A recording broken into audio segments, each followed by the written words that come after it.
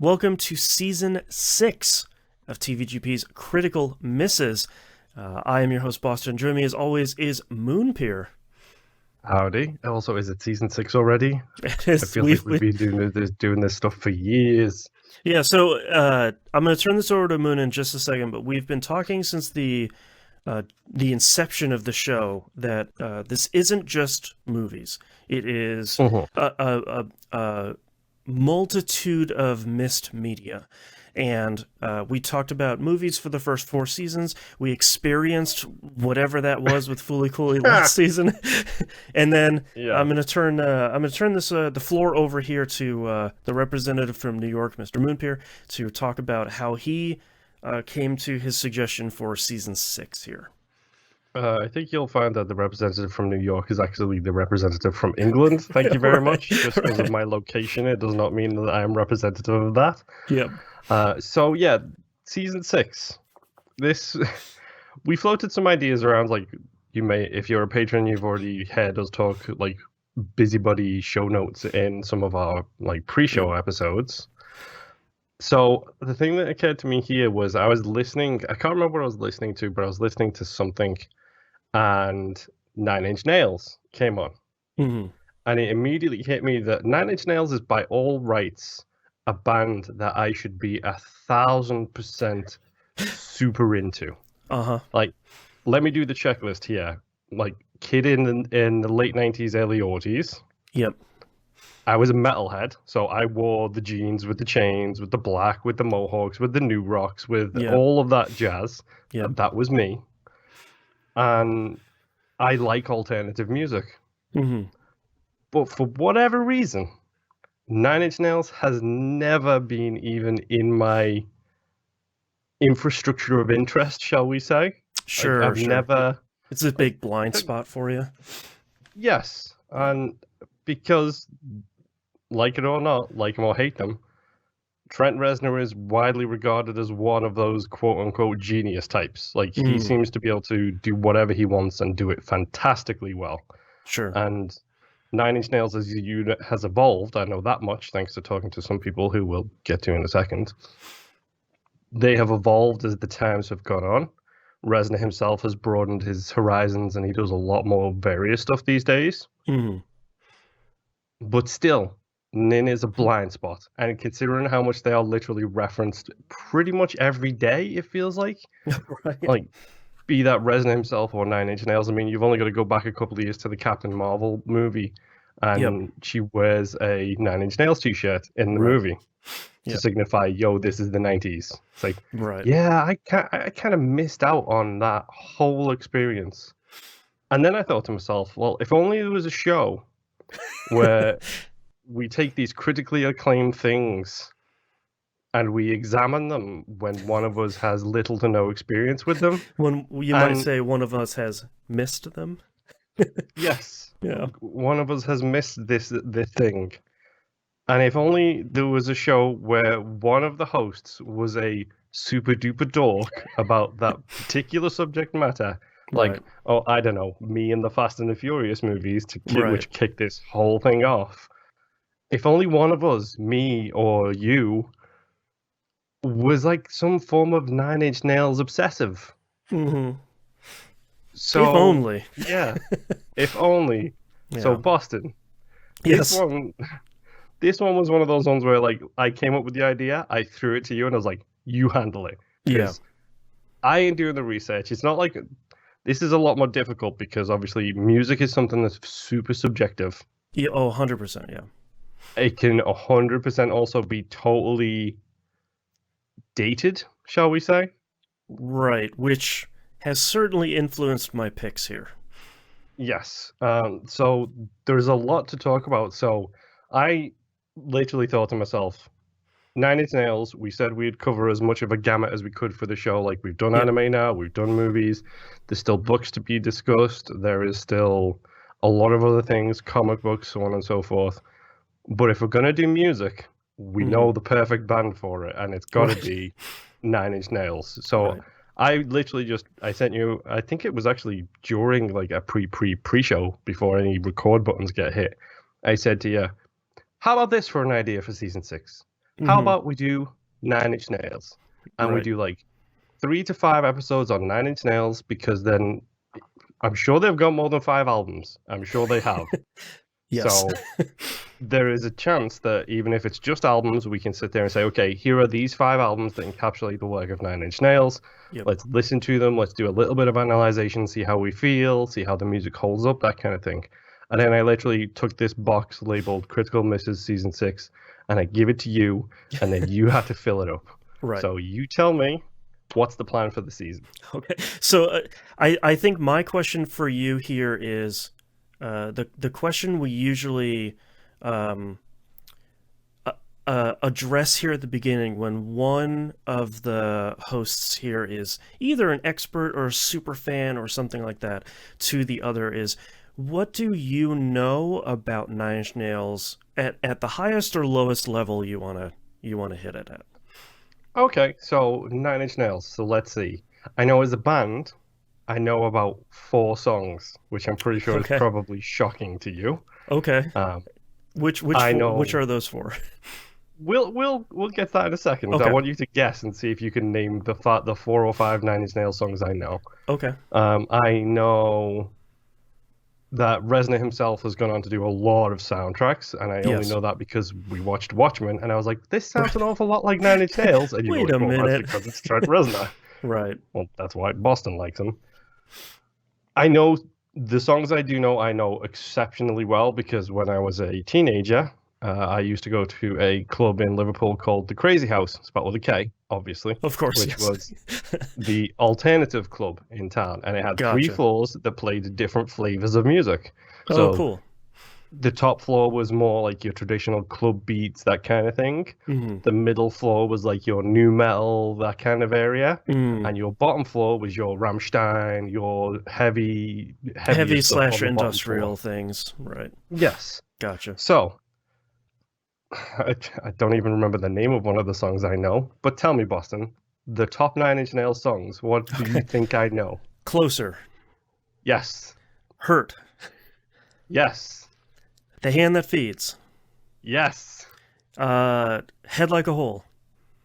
Yes. That's literally the 4. Got it.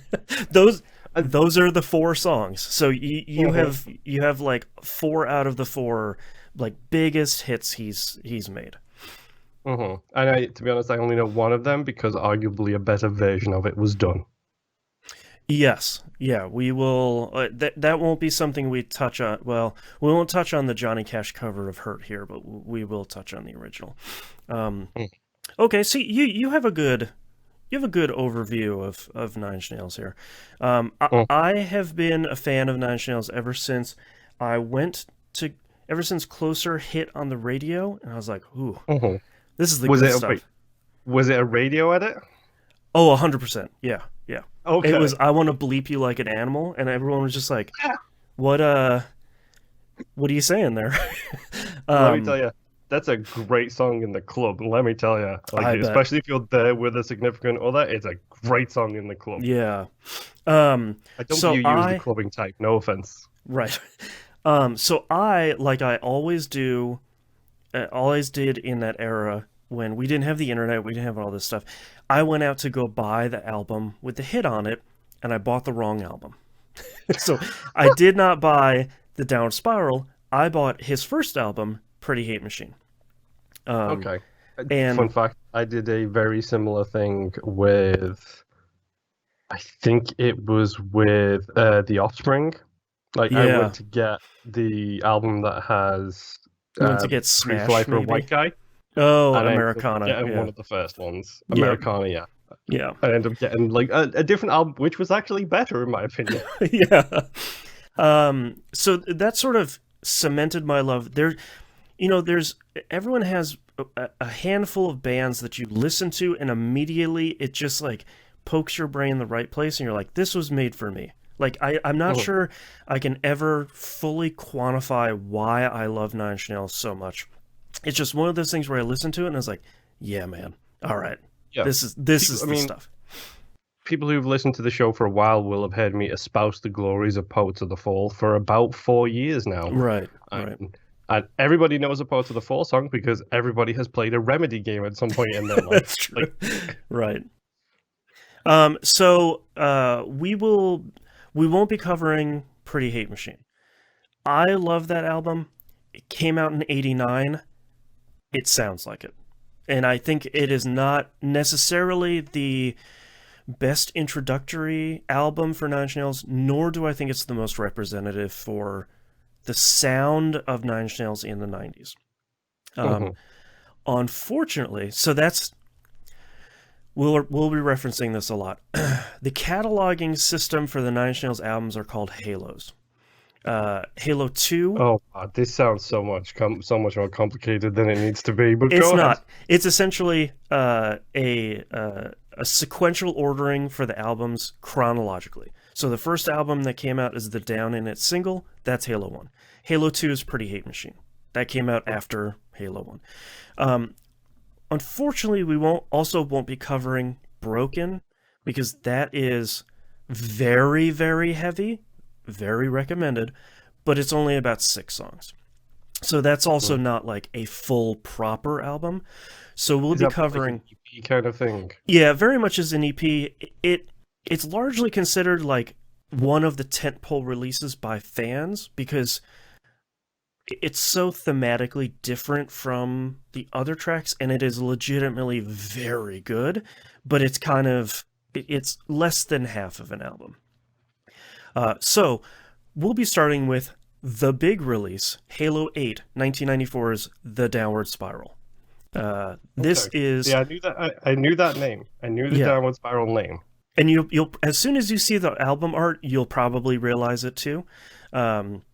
This is Closer, March of the Pigs, Reptile, Hurt. It is like there are 4 or 5 songs on here that you probably have heard before, and you probably like, but you may not have realized is Nine Inch Nails.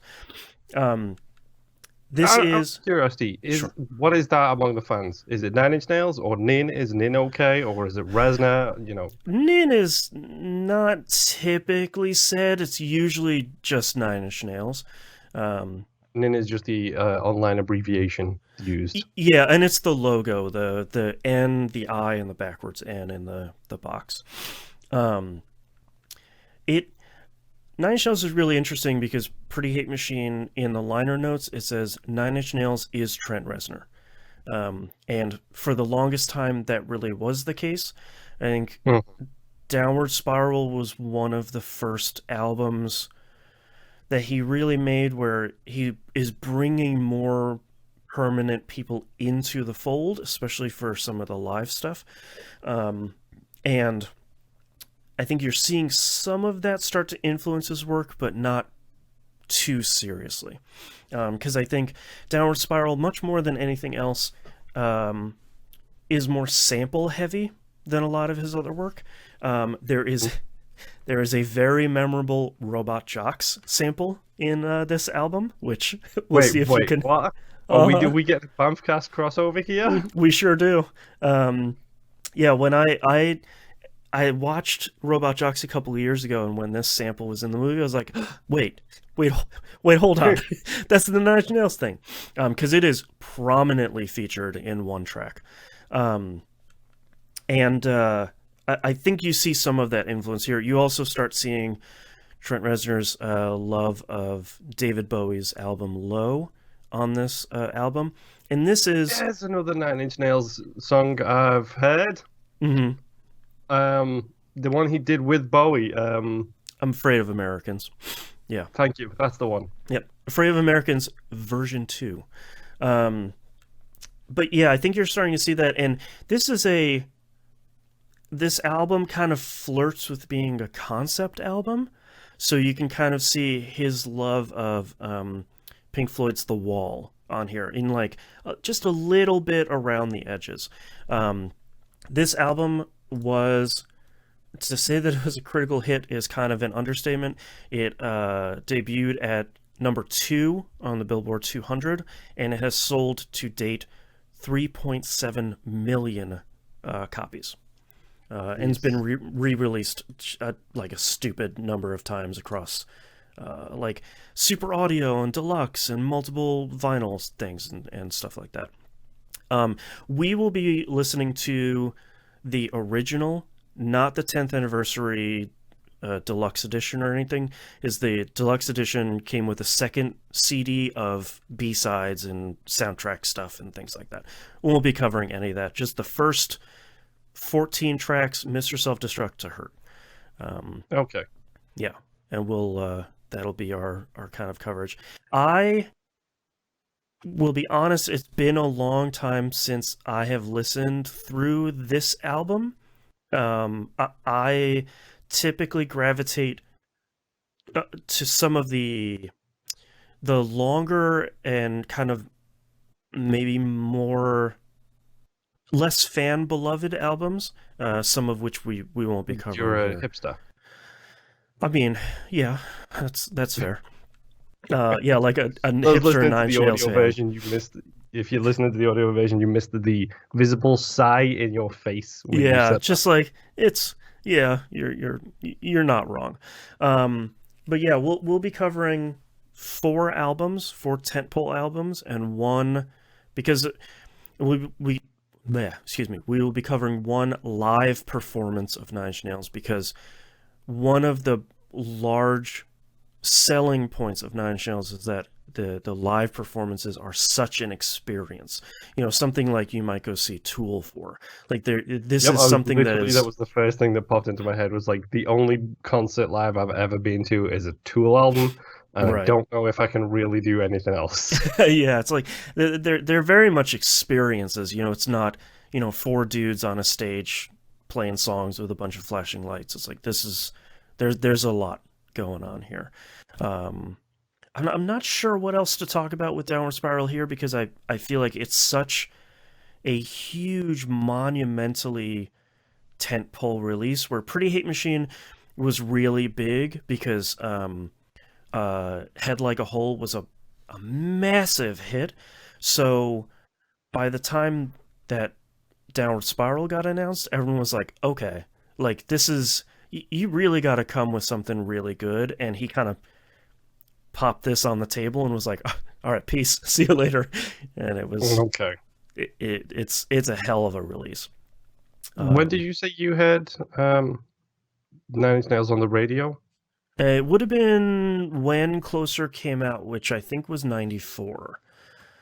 Where about were you living in 1994? That was Ohio.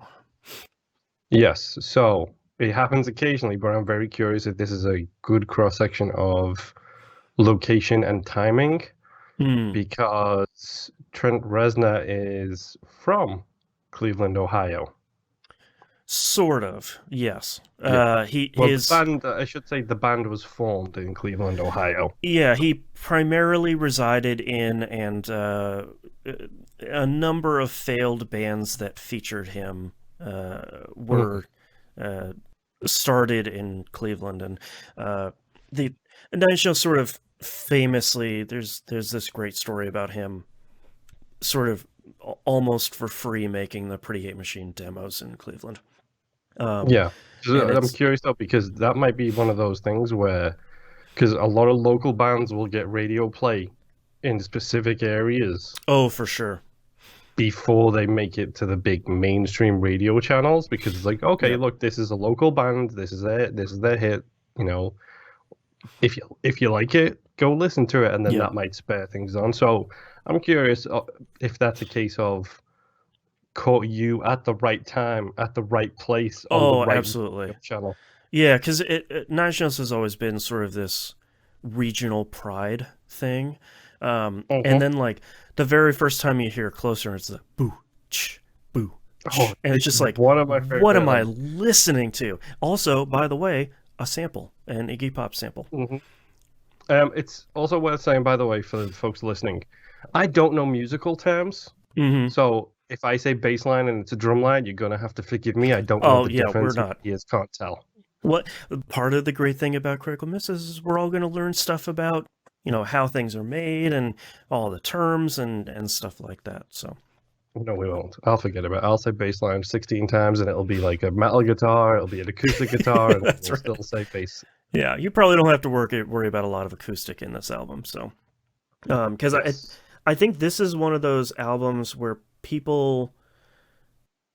The interesting thing about Nine Inch Nails is if, and I'm curious to see how this strikes you as someone who has heard kind of the hits.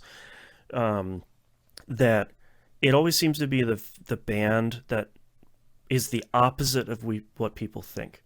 Like if you've only heard the really soft, melodic, easy tracks from Nine Inch Nails, you listen to a lot of other stuff and you're like, this is way heavier and darker than I would have expected. But the flip side is true. If you've only heard the real heavy stuff, you listen to some stuff and you're just like, wow, there's a lot of piano going on in here, huh? Mhm. I wasn't expecting that. Um, so I'm curious to see where how that lands for you. Well, I think I've officially defined my favorite genre of music is any genre of music that mixes metal with symphony. Yeah, Like, which, so Metallica can go away as far as I'm concerned, but S&M might be one of the greatest albums ever produced. it's very good. Yeah. Not just in the fact that it's got one of my favorite names of all time, Yes, which is it's fantastic. it's very good. Kiss, I don't like Kiss, but their like symphony album is fantastic. The Scorpions Mm, did the same thing, and right. the Scorpions are completely average until you stick them with the Berlin Philharmonica, and then they suddenly become god tier musicians in my Right. ears. It's like I like a cross section when it does stuff like that. Like throw a violin in somewhere, and I'll be like, whoa, whoa, whoa, hold on, let me just Wait, this is rewind the brilliant. song. Yeah, Right.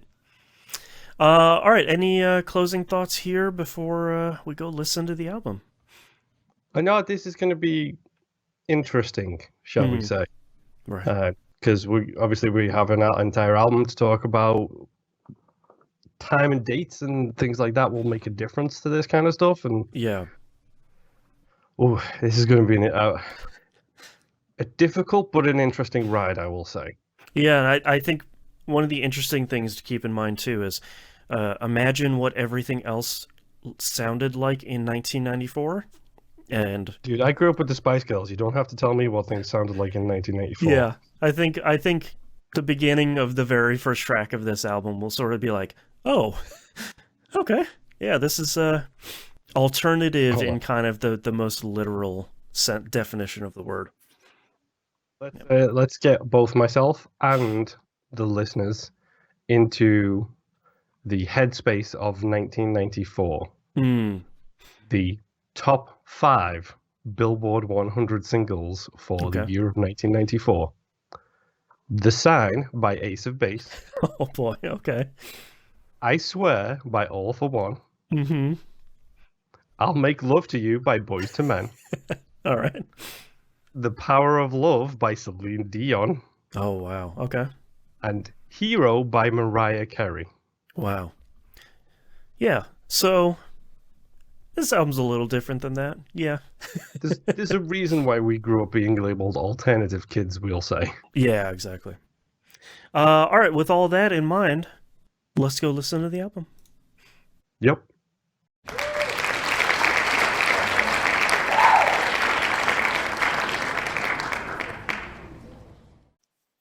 Welcome back. We have listened to the album. We have Uh-huh. gone through the journey. Why don't we start with Moon? How are you feeling kind of overall after listening to kind of one of the '90s largest industrial and rock albums? No, it's funny that you say that because, like, literally one of my first questions. I have made notes per song, by the way, I have two. Yeah. and general notes too. Oh, okay. One of my first notes for yes, for the very first song is this industrial question mark because I don't know genres, so So therefore I was curious. the large argument that has existed ever since Nine Inch Nails was founded is Nine Inch Nails industrial? Because you can look at stuff like um, Ministry and say that's industrial for sure. No idea who that is. Yeah, they had one huge song that you 50-50 chance maybe you've heard it, but you can look at that and say like that is industrial 100%. Mm-hmm. Nine Inch Nails has always been you can obviously say that they're some sort of genre of rock, and maybe you can sort of say like they're light industrial, where it's sort of like pop industrial. Hmm. I always consider his stuff to be industrial, but it. This is probably one of the biggest examples of like, yeah, here's a bunch of industrial stuff. This track just sounds like a machine. Yes. Yeah, Okay, so general feelings. We're going to get yeah, that out the way first and foremost. Generally, there's a lot I enjoyed about it, which we will wrap this up at the end of yeah, 14 songs, yep. and I can point out what I like and don't like. Um, but yeah, I could. People are going to start hating me now. I can Mm, see why it was so revolutionary at the time. mm. Still don't know if it's my kind of music. There are some songs on here which I just didn't like, Oh, sure. and obviously a couple of songs on here which I really do love. Mm. The one that I love the most is clearly got the most notes, which Okay. we'll get to when we get to. Okay. But Well, yeah, let's just. Oh, go ahead. Sorry. it's interesting. Like it's a different style, it's a different theme, but I can't remember where I heard the analogy, but it's like I remember hearing someone talking about how like they got into a bunch of bands that were inspired by other bands. Right. Um, like how certain pop bands are inspired by the Beatles, or rock bands are inspired by Metallica, and so on and Mm. so forth. And people struggle to go back down that chain. Like It's the as Seinfeld problem we've talked about, where it's like, oh, these shows are all great. Seinfeld, oof, it's like all this other stuff. It's like, well, yeah, mhm. yeah, Like it's hard to go back in the refining process, to use some industry terms here, absolutely, right. and see the more untempered version Some of of the a foundational genre as stuff, it's formed. Yeah, right? like it's Okay, difficult to go backwards right. and get the same thing out of it. Like I said, I could 100% see why it's revolutionary, and there's a lot of things I did like, but some things I didn't. I mean, especially in '94, it's like I have never heard anything that is like this album, Uh-huh. especially not on the radio. All right, well, let's start here with track number one, Mr. Self Destruct. Probably the one of the more famous samples here, opening with the THX movie sample of a robot getting the crap beat out of him. Um, and probably one of the more aggressive songs that is on this album. Um, Yeah, like this whole album is pretty dark, shall we say. yeah, yeah, To put it politely, it's very, very dark. yeah. Mm-hmm. Like, I mean, I didn't go too much into the lyrics in this one because, to be honest, there's not a whole need to, because it generally says what it wants to right out on the tin, Yep. which is a old English advertisement thing. So I don't know if that makes sense. I mean, this tin says the downward spiral, so you sort of Yes. know what you're what you're gonna get. Uh-huh. Yeah. Uh, but yeah, it's kind of yeah, like literally my first well second note for Mr. Self Destruct is dark themes off the get go. Okay, I see Mm-hmm. where we're going here. I'm guessing this was when he was in his drug phase. Uh, I don't. The This is a source of contention, but a popular theory is that the drug phase was his drug phases were during touring, but not during albums. Like he Okay. like locked it down. He focused. He got his work done. Like he took that stuff really seriously. And then the pressures of an introvert becoming super famous during touring. That's when you dip into that. Okay. Yeah. It's yeah, it's the same problem. Maynard James Keenan, for those of you Sure. who Yep. don't know, lead singer of Tool, Perfect Circle. It's the same issue he has, where if you ever watch them live, it's really hilarious seeing them live because he stands in the dark most of the time and set Right. far back away from the audience. Yep. It's probably why Tool live is an experience, because you don't go to watch the band because the lead singer of the band doesn't want people to look at him. Yeah. Like Yeah. I never actually realized that before. Same Nine Inch Nails is the same kind of deal. Yep. Yeah.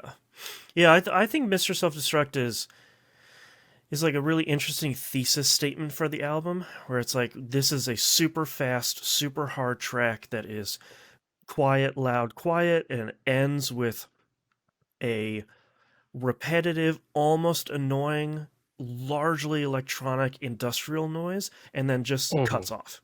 Like it You comes in, you it does say this thing, it gets out. you say almost Yes. annoying. I just say annoying. Like this, the Yeah. part of this song I really didn't like was the end. Yep. Like that incessant drone, for lack of a Mm. better way to phrase it, is it's the one downside to this track, I would say. Yep. Yeah. It's one of those things where like if I wasn't listening to it for this show, I'd just skip it because it's like 45 seconds of do do do do do do do. It's just like, I got it. I'm good. Mhm. Track number 2, Piggy. One of my all-time favorite Nine Inch Nails songs. Uh, and Interesting.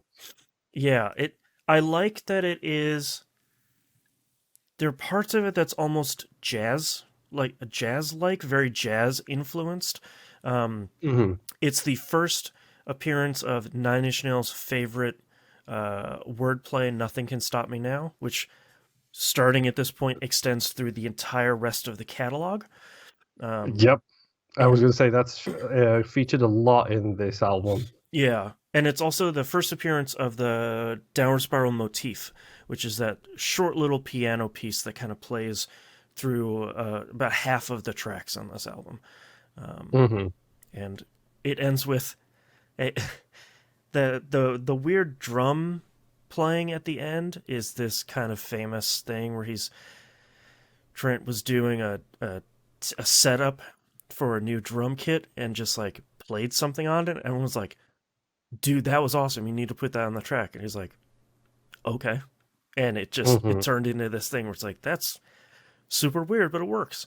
Um, So I'm guessing he builds a lot of this stuff using samplers, I think is the thing, where it's like he has the setup, he plays a piece or whatever, and then puts maybe he plays the entire run through with the drums, mm, then he plays the entire run through with the guitars, and then places them on the same track so he can hear what it sounds like together, and then tweaks as needed, kind of thing, yep. which would also explain why there are samples used in his songs a lot, because it's a nice, easy way to insert a sample if you are building tracks with samplers.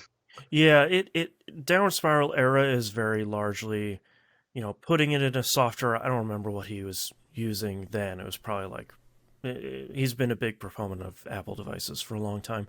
So it's probably feeding it into that based on live samples he's building. But Hmm. there are some albums that we're probably not going to focus on too much that are live performed, but this isn't one of them. Yeah, and I think we already know like he tends to hire a what is that, a set band or something like that, or just a play band. Like when it's live performance, he has a tendency to just bring people in to play the instruments Hmm. as he has written them, kind of thing. Yeah, and that live band sort of crosses over onto the albums and some later stuff. And now Nine Inch Nails is two people, so like it's Hmm. this interesting kind of breaking the walls down and bringing more people in. What did you think about this track? I saw you being surprised. This is one of my favorite Nine Inch Nails tracks. I like I liked it, and honestly, like it does something which this album, generally speaking, is pretty good at this. But there are some songs which just flow into one another, but not in a good way, in a way that they're too similar to the last one. Sure. I did like this one though because it's an immediate breakaway from that droning noise from the first song, Hmm. and it's one of my favorite. I know it's cliche, but it's one of my favorite things when heavier bands, whatever you want to define them as, just take a step back and slow Hmm. things down. You're gonna Like love the rest of Nine Inch Nails. the obligatory slow song, I think is what it Right. was called in It's like the 90s. taking a little breather after kind of a the intro track is very in your face, and this one's like, all right, we're there's a lot less Mhm. guitar, there's a little bit of drum, a little bit of singing. Yeah, and this is the first example where I think I got my terminology right. Of one, which is I think probably my favorite thing about Nine Inch Nails is the layering.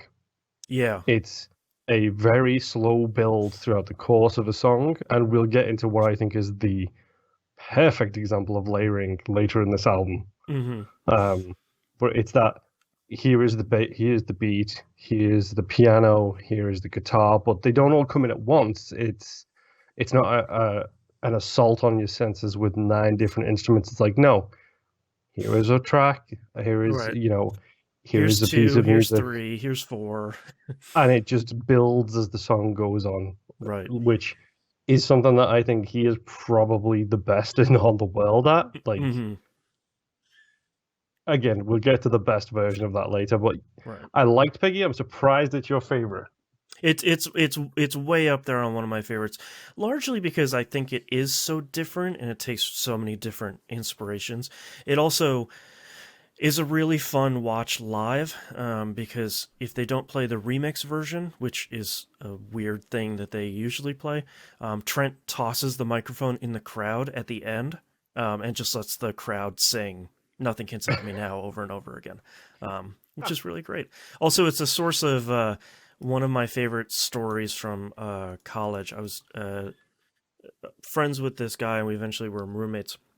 And I was listening to the live version of the first live album of Nine Inch Nails, and he said, like, man, I like Nine Inch Nails, but I sort of don't really appreciate that track Piggy. I don't think Trent should have written a song about cops. And I was just like, oh boy, you missed the whole point there. Yeah, Uh, Piggy means more than just police. yeah, I mean, you can take whatever meaning you want out of any of these tracks, but you can pretty surely say that Piggy is not about cops. Uh, let's talk about track number 3, Heresy. One of my Yeah, least favorite Nine Inch Nails tracks. funnily enough, I'm right there with you. Which, fun fact, for the audio listeners, I apologize, but you've seen the size of my notes normally, Boston. Hmm. So normally that's a good indication of note size. Yep, about 4 or 5 So lines. Yep. Oh this boy, we got a is lot of. Yeah, oh yeah, got a lot of writing for this one. Yeah. like I had to shrink everything down and start writing a Yeah. lot. And to be honest, it started with this one because like I'm a I was raised a good Protestant boy. That's Hmm. Church of England, so essentially Catholic for those in America. Right. I was raised a good Catholic boy. So you give me some good Judo-Christian like anger, and I'm down with it. Uh huh. And there's so much about this song I love, and I'm completely put off by like the choral choir type singing that's totally warped. Hmm. It's like if you didn't have that, I would love this song so Yeah. much. Like I that thing just. Mm. I feel like this is one of the few Nine Inch Nails tracks I skip almost always. I I think it has really solid guitar work. I think I like the vocal effects on the chorus. It ironically reminds me a lot of what Marilyn Manson was doing on his first album, which, funnily enough, was produced by Trent Reznor. So there's Oh, there's a lot of like crossing here. It just, compared to the rest of the album, where a lot of it is obfuscated, especially lyrically, so you can kind of take whatever you want out of it. This track, especially here in 2021, just feels kind of juvenile. Um, yes. like when this album came out, I was 13. I ate this up. Like I loved it, and I think you can make a cool song out of this, but like especially the chorus is just sort of like, yeah, okay, like it's just it doesn't really do it for me. Yeah. I, so much I like. I like. I love the theme and I love the actual chorus of the song, but that Hmm. choral style singing just completely puts me off it. It's just like so much potential. But Yeah, again, yeah, I'm going back to the foundations of something which I yep. later came to enjoy. Yeah, a lot of like, well, what if I do this with the computer? Ooh, okay, cool. And later people are like, no one likes listening to that. Hmm. Track number 4, one of the singles off of this album, March of the Pigs, with probably one of the most infamous music videos from this era. What did you think about this? Have you heard this one before? I think I've heard it on in Rock Band or passing. something? Yes, Yeah. specifically the bit that made me think that was now. Doesn't that make you feel better? Where I was Hmm. like, I've heard this song before. That's in a I've heard that. trailer or something. I've heard that line specifically Yeah. before a Yeah. lot. I mean, I really like the. This is another song where, like, generally speaking, I like the whole thing. Yep. It's a little bit weird when it does get to the now doesn't that make you feel better thing, how he suddenly drops all the industrial stuff and then it's like a piano church Yep. song.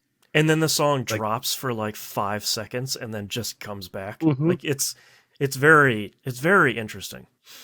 Yeah, I mean, I'm a huge fan of the actual lyrics and themes in this one, like the whole, basically, as content producers, Hmm. the whole thing with this, it sounds like he's talking a lot about basically consumption, consumers, Right. the modern capitalist society, which is let's all be consumers because that's what we do. We consume. We Right. produce content for you to consume. Consume. And yes, uh, yes. Put Patreon.com on the slash sunglasses. E1M1. Yes, where you can consume even more. That's right. It's a really, it's a really good song. I genuinely like this. I don't think I've seen the video for it. This wasn't one of the ones you sent me, shockingly enough. Oh, weird. I thought I did. Okay. I thought I did. They actually did like a one-shot performance of this, so it is not the album track. They just performed this on like a white soundstage. It was pretty interesting. Interesting. Yeah. All right. Yeah, Let's. Oh, I go like ahead. that song. Yeah. Let's talk about track 5 here. It's closer. Mhm. Everyone has heard it. I'll let you And go because it's closer. yes, this is. So, I'm sorry, I'm going to move the microphone. I apologize if I get interference. Look at my very first note and read it out loud for It's closer, please, closer. Paul. LOL. I mean, there's like two tracks on this album are just like you've heard this before. Like no matter Hmm. if you have heard any, if you've been around any rock music or any popular music in the '90s, you've heard this. It's still on the radio. Like it's a Yes. hugely popular track. So, this is my song of the album for me, Okay, personally. cool. I think this is. I think might be perfection in a song. Hmm. Both. I mean, it helps that this is a song I've known about. This is a song I Yeah. have history with. This is a song I have that mental connection with it from having listened to it in the past. Well, this is arguably the perfect example of layering. Like, Oh yeah. considering the content and theme of the song, which we'll get to later, the fact that this song just keeps building and it's Through 6 minutes. over and over again. And Yep. it's one layer, it's another layer, it's another layer, it's another layer, and it just keeps building and building and building and building. And it's like, it's the best example of layering I've ever experienced in a song. It's like, now I know why I like that song so much. Well, and then it drops off at the end to play the downward spiral motif on the piano at the Hmm. very end that then kind of transitions into the next track. Like Closer is famous and popular for a reason. It's just a really great, shockingly pop song. It's just a Yes. great song. I honestly, I wouldn't even really call it like a quote unquote pop song because it's still got all of the trademarks of being a potentially industrial song. It's still got the right things.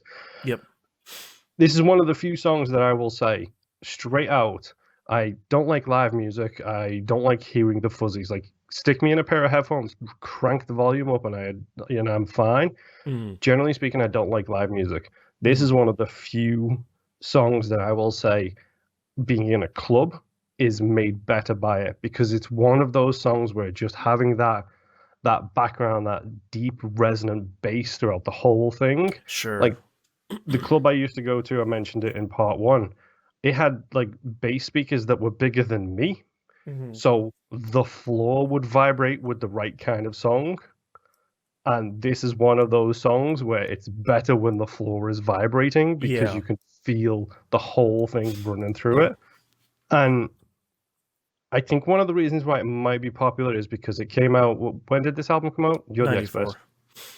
94. Okay, so it's 1994. It's the start of counterculture. Wrestling is going into its Attitude Era.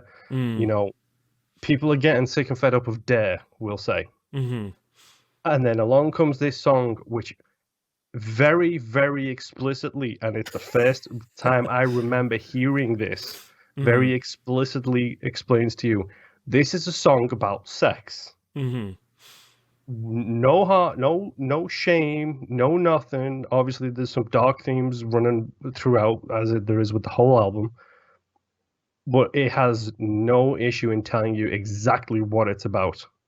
And Whereas, like if you want to, I think the interesting thing too is if you want to interpret it as not being about sex and about being, desire for affection or desire for something else, it really is a song about desire.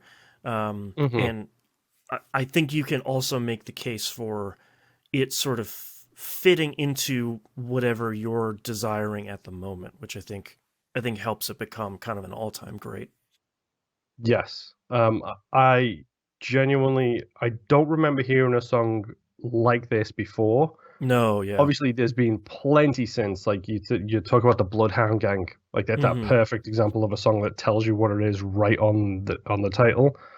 But it's things like The Hollow by A Perfect Circle, which I think is one of my favorite songs of all time. It's a great song.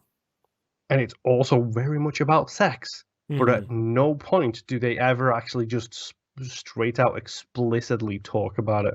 Right. It's always hinted at and vaguely, what's the word? Metaphors and similes are used instead of just straight out saying a lot of winking and nodding. Words.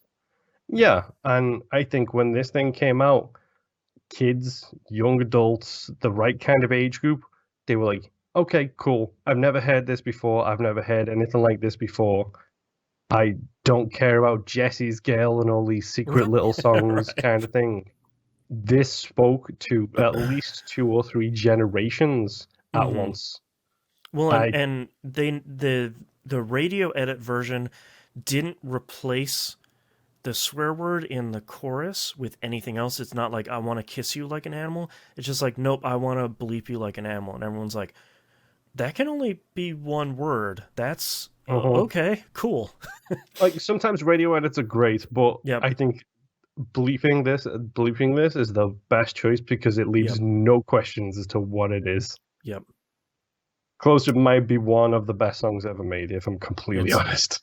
It's so good. It's really great. And one of the few songs that has been performed basically since 1994 constantly. Although now it's live, it's totally different, which is really great. In a way that, the chorus version, the above the forest through the trees part where the bridge part where he's sort of talking in the background. He actually sings that live now with the melody to a song that came out on Pretty Hate Machine called The Only Time, which is like another fan favorite. So he kind of crosses 2 generations of albums in this one song. It's really very good. Okay, that's kind of cool. Yeah. Track number 6, Ruiner. Also another fan favorite here. Ruiner's a weird track, man. I will be honest. Here onwards, these songs, with a couple of exceptions, generally speaking, this is where I felt like the album got a little bit samey, for lack of a better way to phrase it. Yep. I hate the fact that I use that phrase so much.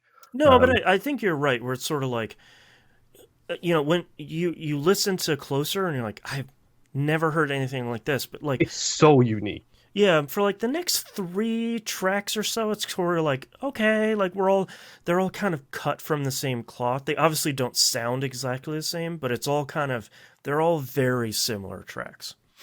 Yeah, like, I mean, generally speaking, my notes for these next set of songs is like, this is the one bit that's different. Like, Ruiner has got that, like, Tom Morello, like, dirty guitar sliding kind of thing going on. Yeah, and he's, like, very quickly singing with a lot of distortion kind of in the background. It's Mhm. it's an And then interesting effect. it's also the bit where they start to, what I probably not correct when I say this, but it starts to feel like 80s funk comes into this like Sure, song, like with sure. like the synth in the background, that kind of thing. It's like, okay, now you go in some strange places, but unfortunately, it kind of, yeah, the next like three songs all sound a bit sameish. Yeah, this one's a personal favorite of mine because I think for me the chorus is kind of bold. Like you said, there's like it's very synth heavy, and the synths are Hmm. like really bright when the rest of the track isn't. Like the vocals are coming out of one speaker and they're not coming out of the other. Like there's some really cool experimental stuff here. Like my perfect ring of scars is such a incredible line, incredibly delivered. Um, and then like nothing can stop me now. You didn't hurt me, and the wrapping up that track is just. I think that's really cool, but it's maybe a little bit too experimental in kind of the the not great ways. Yeah, and but to be honest, like that's from what I understand from Nine Inch Nails, that's kind of their whole jam. Is they'll put an album out, an album. Half of it will be experimental, and half of it will be like legendary songs that everybody knows. Yeah, like the half of the album is like, here's all of five of our radio hits. Here you go, and the rest of them are like, let's get weird, man. It's like, okay, cool. Mhm. Which I Uh, can understand why you like Nine Inch Nails based on that kind of general summation of every album they've ever right, released. yeah, they got something for everyone. Track number 7, The Becoming. This is another huge fan hit, mostly because of the outro. Also, this is the Robot Jock song. The that screaming sample that kind of pervases Mhm. through the track is I did straight from not get Robot it. Jocks. Yeah. I will admit, I flat out did not get it. I did Google it and be like, wait, Okay. I missed it, and I'm sure. I mean, you probably have the same page open that I have open right now, which is telling me all of the samples used in this album. Oh no, I'm not. I am looking at the NineInchNails.wiki website. That's exactly what I'm looking at. Okay. There you go. So yes, we're looking at the same page. There you go. But yeah, I did have to Google it. I was like, okay, I didn't catch that because, to be honest, it's probably been like 10 years since I've seen Robot Jock. Oh So yeah. if he would have said, we can both live, then I would have been like, cool, that's You're Robot like, Jock. But a that's random Robot scream, Jocks. I'm just not gonna know. Yeah. I like this track a lot because I like the his vocal delivery and like how kind of complex each line of the lyrics is and Hmm. how he sings each one of them. And it's kind of this interesting like almost body horror turning into a machine as sort of escaping from your feelings. Yeah, it's this thing that was indelicately delivered in Manson's first album, which is like, I hate what I've become to escape what I hated being. Like that's kind of indelicately delivering the message from the Becoming here, which is like, I don't want to feel these feelings anymore, so I'm gonna become a machine. It's like, all right, yeah, man, cool, all right. Yeah, it's honestly it's something that generally speaking I kind of struggle with a little bit with this. Is I'm a big lyrics guy. Like Mm. I love some lyrics, especially lyrics with double and triple meanings. Throw them at Oh me. yeah. I want to listen to it the whole way. The issue I was having with this was like I did two full run throughs of the album with like jumps to individual songs for refreshers. His lyrically, it's hard to pick up what he's saying with a couple Hmm. of these tracks because sometimes there's distortion, sometimes it's deliberately in the background, Yeah, he's sometimes like it's burying it. Yeah. yeah. So sometimes it's very difficult to pick that stuff up, and I didn't want to sit here and read through a lyric sheet at the same time as listening to the song. I just wanted to let the song. Yeah, especially not like for your first listen. You don't want to like, oh, that's what he's Mhm. saying. Yeah. Yeah. But like even then, like so, I did like two full listens, and it was just like I got, like I said, more dark themes is my main note for this one. And Yep. it's like, okay, great. So keeping up with that thing. And I also wrote, I like the acoustic guitar, which I'm pretty sure is Yes. this song. Yep. Uh, I have that as a note too, where I'm like, oh, all right. I forgot about that because mhm. that's real strong. Yeah. So that is a really good, solid, strong point in this song, which I Yeah. genuinely liked a lot.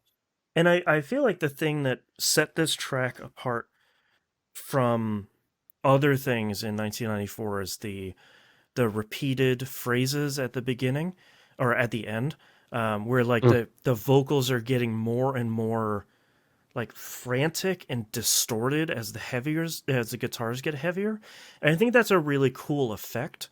But I think having a couple years away from it, it's sort of like, okay, like that's a cool thing, but uh, maybe not the strongest part of that. Yeah. Moving on to track 8. I do not want this, which I always forget about this track on this album, and it's a bummer because it's a really strong track. But I think to your point, it does sound a lot like the last two tracks. Yeah. This, I literally don't have notes for this one because it was like very much like all three of these songs. Like I enjoyed them as a whole. Mm-hmm. I have found an individual thing on like the last two songs to point out, but by the time I got to this one, I was just like it sounds too similar Yeah. mm, to alike in style, maybe for the Yeah. last two, where it's just like, okay, I get it. You know, it's a you've got what you do and you do it well. I'm not going to say he doesn't do it well. Right. Well, yeah, I think he's also not figured out the thing that some bands struggle with maybe their first couple of albums is getting that flow right. We'll see that kind of perfected on the next album we listen to, but this one is very Mhm. much like, boy, you could have even put little somethings in between these tracks to kind of break them up and make them seem a little bit more interesting. Yeah, as much as I hate them, there's a reason why a lot of like hip hop and R&B albums have skits in the middle of them because Exactly. it gives you a breath. Like Yeah. Tenacious D did it as well. Yep. Yep. All right, let's move on to track 9. Big Man with a Gun. The track from this album. How Uh is that the track? uh cuz it's not great and it's problematic because It's terrible. he I like this track a lot.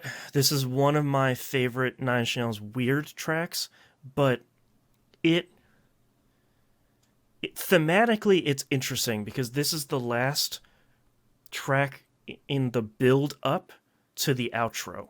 Like this is Mhm. the last like really super distinctly heavy track before the album kind of drops off and kind of finishes the cycle.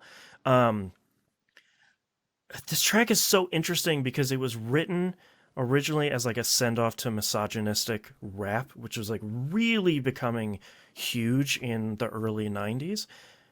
But Mhm. it kind of, instead of being like a tongue in cheek kind of thing, it got misunderstood, understandably, because there's no tongue in that cheek.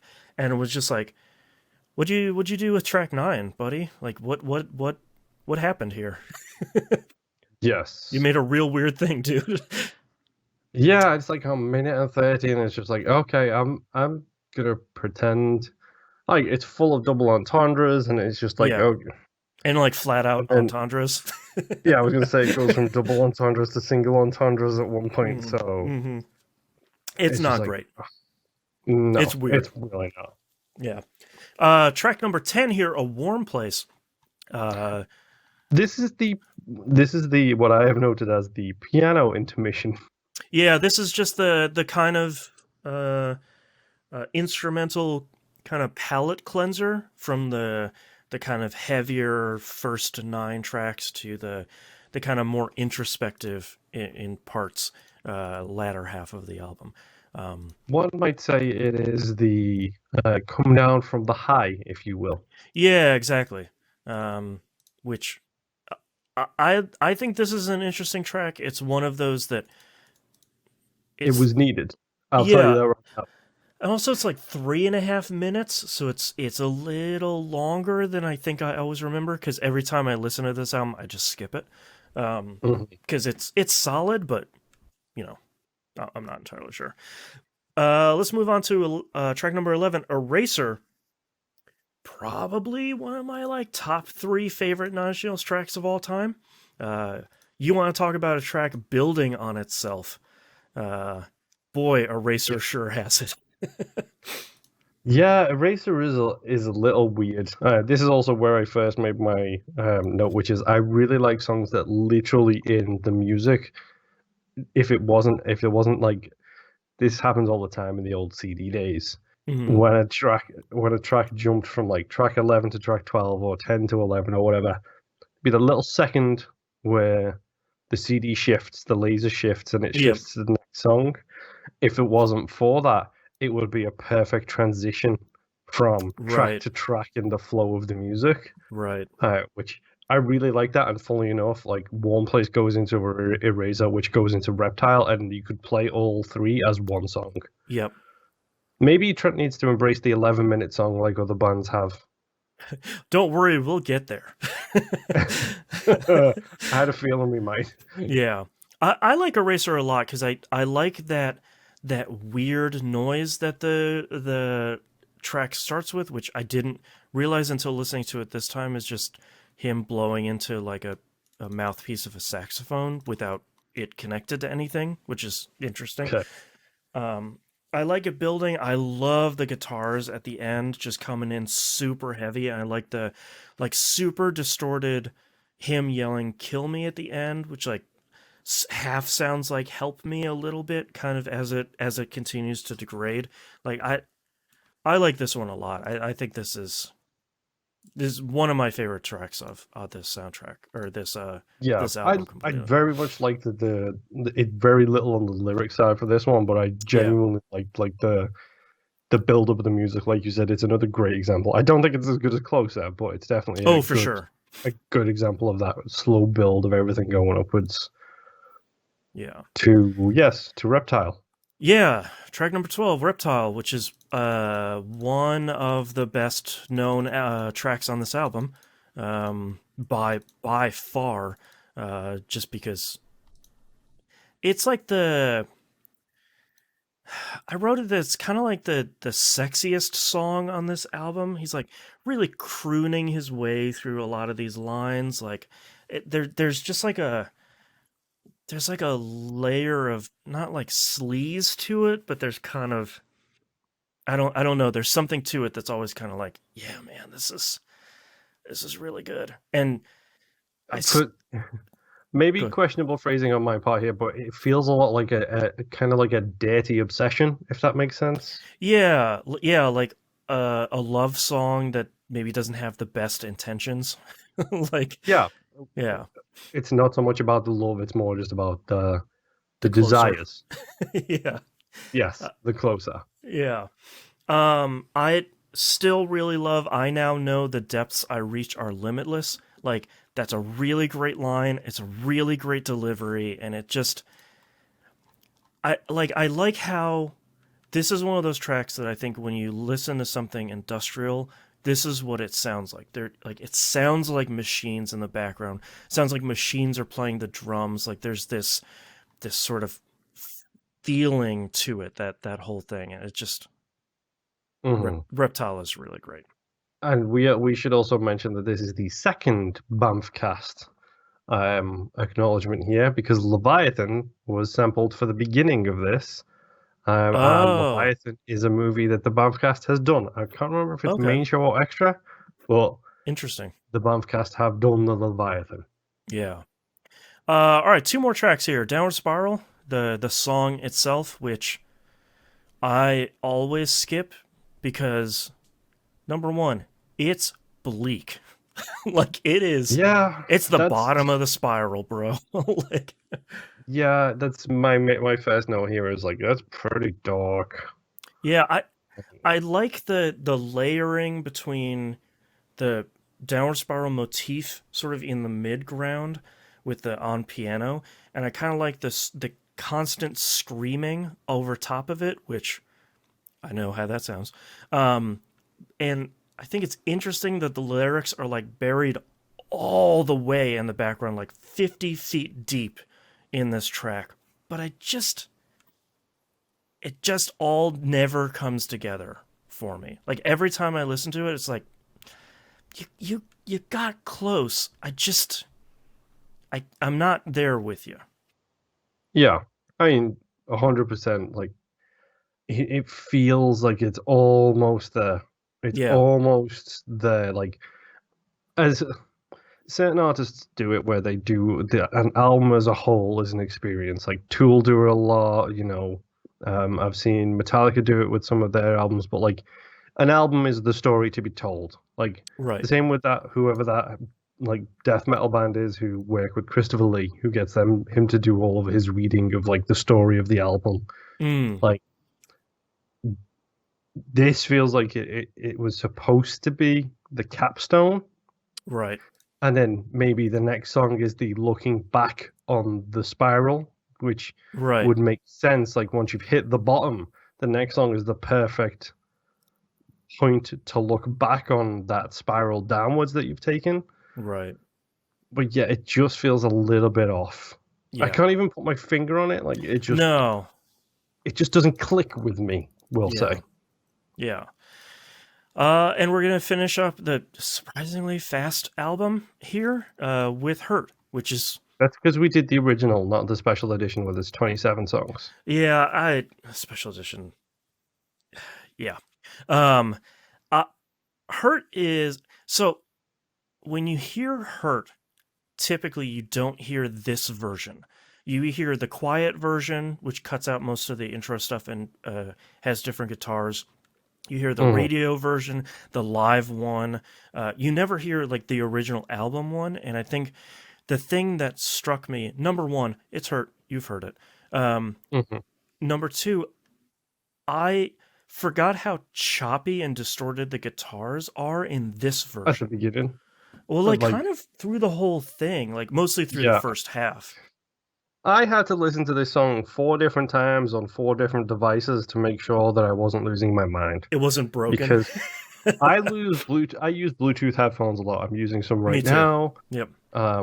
So when I'm listening and the guitar in the left earbud only starts breaking in and out like it's losing Bluetooth connection, I'm like, oh, come on. So then I try it on my Xbox.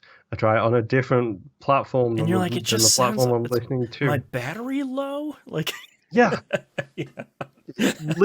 I literally thought I was losing battery like 3 times. I was like, yep. Okay, no, it's just the song. You're fine. Yeah. It's just the song. I think Hair is a great song. I think as a capstone to this album, it's a fantastic song. Mm-hmm. Controversial opinion, possibly. Mm. I think Johnny Cash does it better.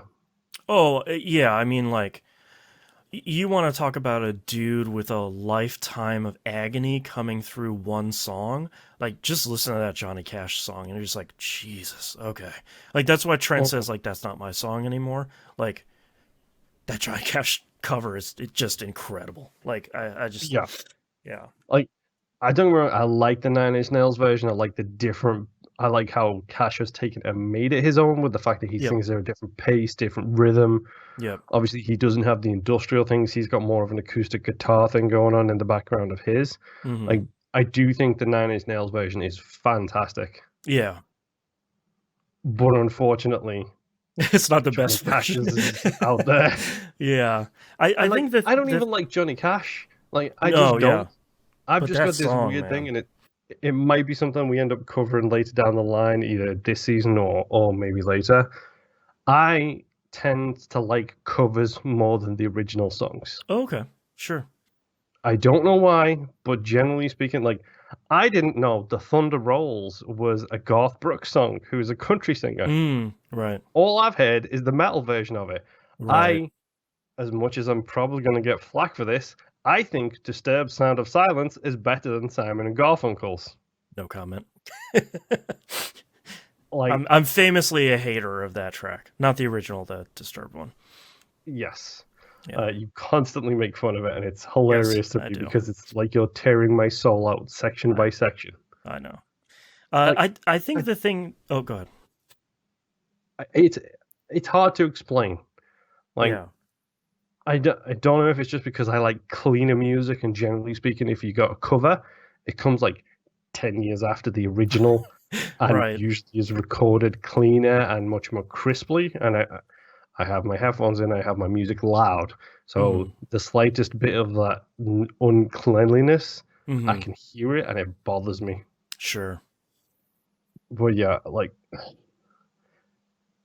Hair is great. Lyrically, it's fantastic. I think Trent's performance is great.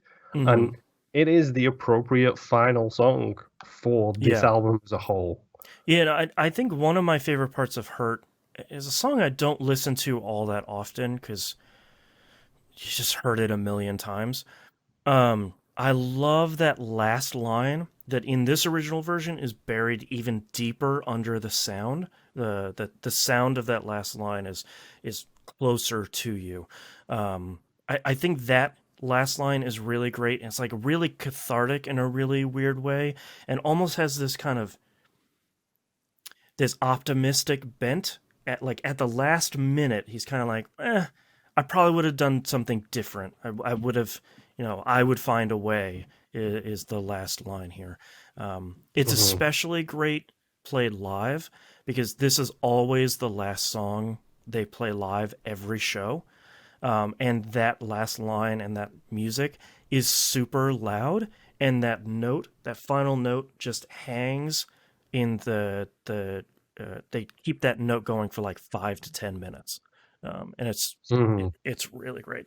Also, a special note: if anyone listening hasn't heard the David Bowie Trent Reznor duet version of this live, you really need to go listen to that. It is Were those two just like bros by any chance? Because starting at this album. Yes, they were just those two were super best friends, all the way up until Bowie passed. Like they just mm, showing up on everybody's stuff, playing live together all the time. Like just like a two super great bromance. two super geniuses in their Yep. respective fields, kind of Just like let's bonding. play some music, sure. It's one of those things you don't expect. Like No, yeah, you just you just don't expect it. yeah. So I think my wrap up thoughts about this is I haven't listened to this album kind of from front to back in like over 10 years. This isn't really the album, ironically, this isn't the album I go to when I want to listen to a Nine Inch Nails album. Um, Mhm.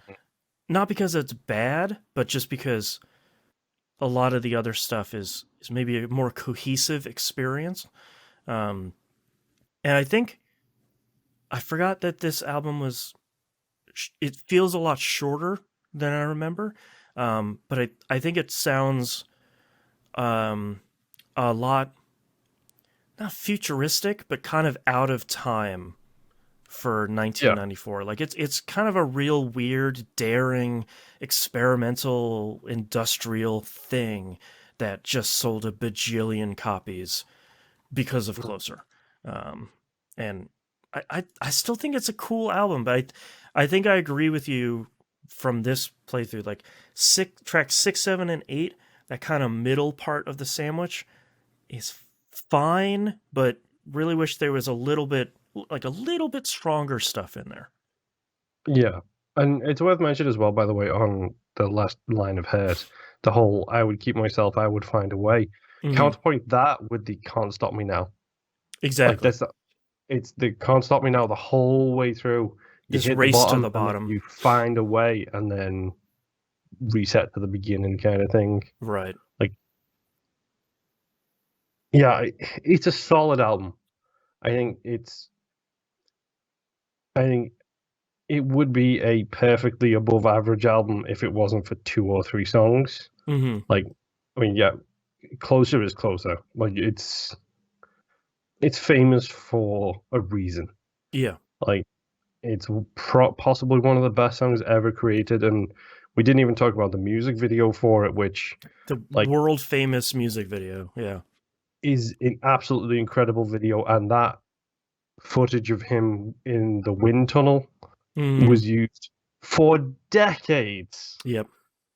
for like promoting like MTV alternatives like MTV2, Kerrang, Yep. Spraz, or whatever the other channels were called. Like they Hmm. all use that bit of footage because everybody knows that bit of footage as well. Yep.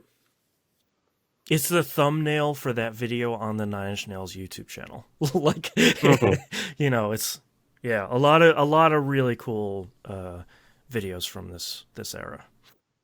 But yeah, it's a solid album all around. Definitely brought up by a couple of great songs. Mhm. My overall notes are like I like the fact that he's good with his beats. Like he's very Yep. good. He doesn't use the same beat over and over again. Generally speaking, pace changes a lot from song to song. You got one fast song, one slow song, with the exception of obviously that block in the middle. But I've never, again, I'm going to reiterate this. Like I've never seen somebody layer the way this album Oh layers, yeah. and it's one of the reasons why I love um, rock performances with orchestras, Yeah. because 90% of the time you start with the guitar, then the drums come in, then the bass line comes in, and then there's a violin, and then Right. there's a flute, and Here it's come just the like, oh, woodwinds. let's layer this stuff Yeah. on. Come on, give me more Right. layers. Right. Yeah, Yeah. it's a good album. It's a solid album, and I think I feel I still feel like that going back to it. It's like, this is a good album. Like, this isn't my favorite album. This isn't, I think, the best album that he's put out. It's good. Mm-hmm. All right, talking about that, let's talk about here any homework anyone wants to do before the next album. We're gonna skip quite a few Halos here because a lot of them are just like since this album was so big, there's like every single had a 3-part UK single, and there's a bunch of remixes, and there's 2 remix albums, and there's all this stuff, and there's like a bunch of stuff in between. The Perfect Drug came out in 1997, in between this album and the next one. So you can go listen to that and watch that cool video if you really want. The first live album, Closure, came out. That's a 2 VHS album, and not on DVD. Closer Closure is pretty funny to me. Yeah. The remix album is Further Down the Spiral, which is pretty good. So you can That's watch true. that if you want. I wouldn't really recommend watching that live. The footage it was shot in like a guerrilla style, and it's not meant as like, here's a concert footage. Mm-hmm. But next album, we're going to talk about 1999's magnum opus, The Fragile. So we will see you. Hold on. I need to Yeah. jump my show notes here a couple of episodes. And we'll do the normal intro we do at the beginning of next episode, but wanted to, in case anyone wants to get a head start on this, we're going to hit the very next tentpole here with The Fragile. Mm-hmm. Thank you very much, everyone, for listening. Oh, I am. Whoop. Future Critical Mrs. Link, by the way. Yes. Fun fact. The Downward Spiral actually begins with a sample from the movie Alien. That's THX 1130. No, the movie, the song The Downward Spiral begins with a sample. Oh, yes. Okay. I was like, what is, yeah. Which is a Future Critical Mrs. Wink. project. Yeah. All right. Thank you very much, everyone, for listening. We'll see you next time. Bye. See ya.